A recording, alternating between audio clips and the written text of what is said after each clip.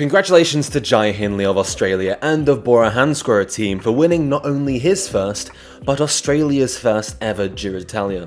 The young 26-year-old defeated a strong field to become the rightful owner of the Trofeo Senza Fine in Verona after 3 brutal weeks of racing. So we will be looking back on the Giro and asking, how did Jai Hindley win the Giro? Jai Hindley entered the Giro d'Italia 2022 in Budapest with a strong team around him. After a major restructuring at Bora Hansgrohe, they stated their intention to chase the overall victory at the Giro. In order to do this, they brought 3 main cards: Hindley, Wilco Kelderman and Emil Buchmann. Kelderman appeared to be the most reliable, as his Grand Tour record has seen him in the top 10 of all 3 Grand Tours. However, Hindley's second place at the 2020 Giro d'Italia couldn't go unnoticed. However, he was still a relatively unproven rider over a 3-week test. However, the team declared that the road would decide their leadership. Nevertheless, the list of rivals of the Giro d'Italia was long and comprehensive. The bookies favoured Richard Carapaz as their favourite, whilst many backed Mikel Landa for pink. Miguel Angel Lopez and Simon Yates also appeared as the key protagonists in the fight for the Trofeo Senza Fine. Bora themselves were considered as one of the strongest teams. Hindley's run into the race looked decent with a top 10 at the Tirreno Adriatico, however, it did not start at Liège-Bastogne-Liège, made his participation a bit shaky. However, once the race got going, Hindley was flying. Beginning with stage 1, a road stage up to Visegrad. Despite losing 4 seconds to some of his rivals, Hindley was still in the mix. Stage 2's individual time trial around Budapest saw Hindley lose just 34 seconds. However, many of the key favourites like Landa and Carapaz were just a couple of seconds either side of Jai.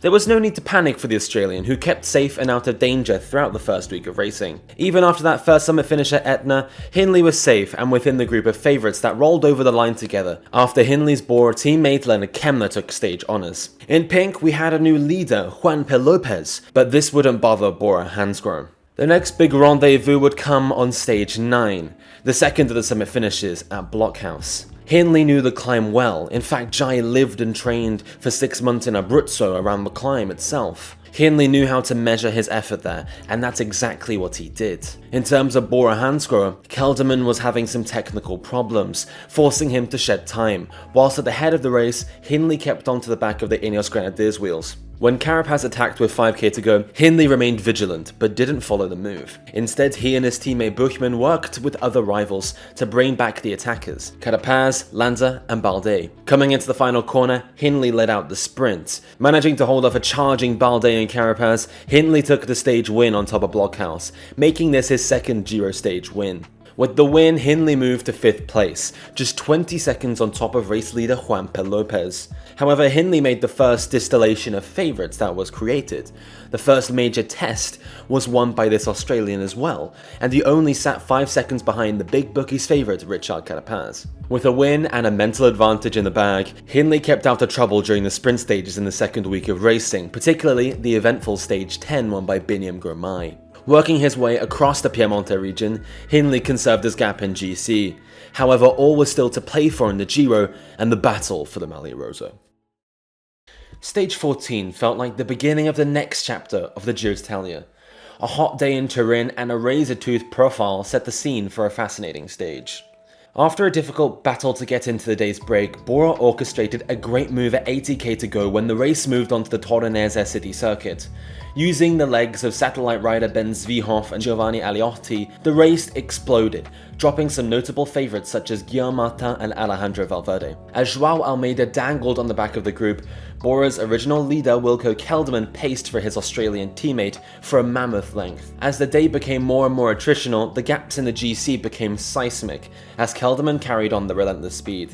However, once the Dutchman was done, Ineos Grenadiers' Richard Carapaz used a Superga climb as a platform to attack. With 28 kilometers to go, the Ecuadorian leapt off the front, leaving Hindley behind. The chase began and Juan P. Lopez became an early casualty, meaning that the Maglia Rosa would change hands. However, Hindley and Nibali joined forces to bridge the gap up to Carapaz with 16 kilometers to go, over the Maddalena climb. Hindley and Carapaz were then tied together until the stage finish. However, their combined strength meant that they distanced the other contenders like Mikel Landa, Domenico Pozzovivo and Joao Almeida.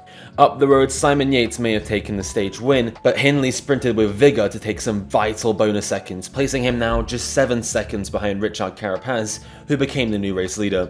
With the GC filtration out of the way, the stage was set for the final week, especially after the fatigued peloton rolled over the line at the summit finishing Konya on stage 15.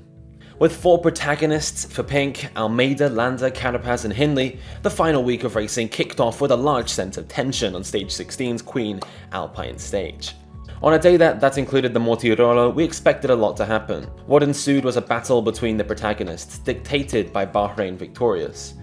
An early casualty would be Emil Buchmann, Hindley's teammate, who dropped back. However, Hindley was soon caught up in a bizarre incident involving Pello Bilbao at over 10k to go when he clipped his wheel with Mikel Landa. Hindley, just behind, seemed safe. With less than 10k to go, Landa made the first key move, and Hindley and Carapaz responded.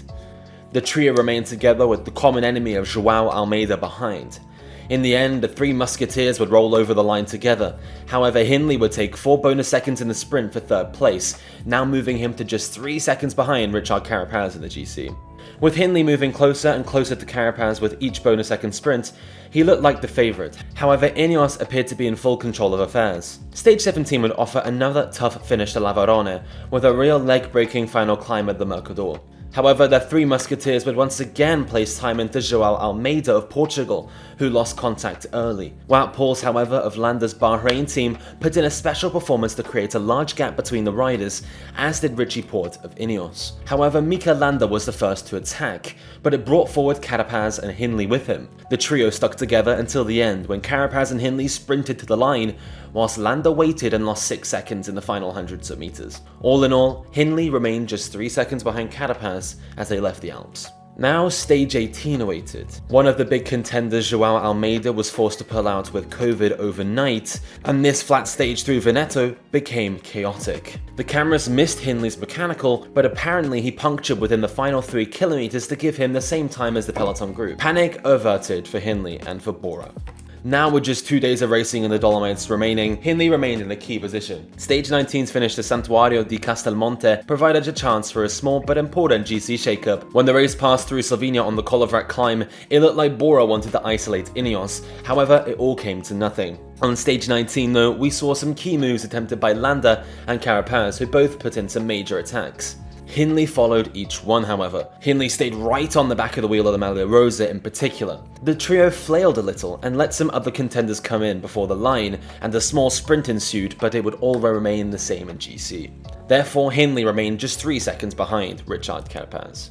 Stage 20 then offered a last chance saloon for the main bulk of the GC riders. The final road stage of the race offered 3 monster climbs, the Pellegrino, Pordoi and Fedaya. The tension was high, especially given that nothing had really separated Carapaz, Hindley and Landa in this final week. The teams all played the stage differently. Landa and Hindley had teammates in the breakaway as Novak and Kemna went up the road. Behind, Bahrain controlled affairs over the first 2 climbs. We waited for a killer Landa move, but soon Ineos extinguished everything with Frenchman Pavel Sivakov. As Sivakov peeled off from his duties, Carapaz attacked. Hindley responded, but Landa was soon distanced. Down to 2 contenders for the Maglia Rosa therefore. As Hindley and Carapaz went up the road, Kemna returned from the breakaway. The German teammate knocked up the pace, preparing Hindley for a key attack. However, Carapaz was struggling big time when Kemna was pacing. The Ecuadorian, the Maglia Rosa wearer, was soon distanced by the Bora duo, triggering Hindley to launch the race-winning attack. The Australian kept the pace up for the rest of the stage, taking him comfortably into the pink jersey. This was a real game, set and match move over Carapaz after a week of stalemate. Behind, Landa surpassed Carapaz as the Ecuadorian imploded on the Passa Fedaya. The damage at the end of the day was 1 minute and 28 seconds gain on Carapaz, which meant that Hindley now led the Giro d'Italia with a 1 minute and 25 lead over Richard Carapaz ahead of the final individual time trial. Landa was distanced too, placing him a comfortable 3rd place at 1 minute and 51 seconds. After holding this attack in his legs all Giro, Hindley finally made the difference and took the Maglia Rosa. All that stood between Jai Hindley and the Trofeo Senza Fine was a short individual time trial around the city of Verona. With the gap he had coming into the day, Hindley could ride comfortably around the circuit without the pressure of Carapaz. All in all, Hindley finished the stage in 15th place. This all meant that Hindley won the Giro with a lead of 1 minute and 18 seconds over Richard Carapaz of Ineos Grenadiers.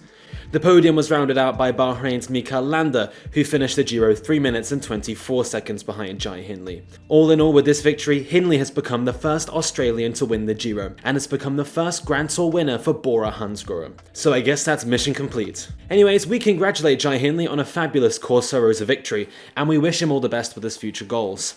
What do you think Jai Hindley will do in the years to come? What have you thought about this Giro d'Italia? You can comment that down below.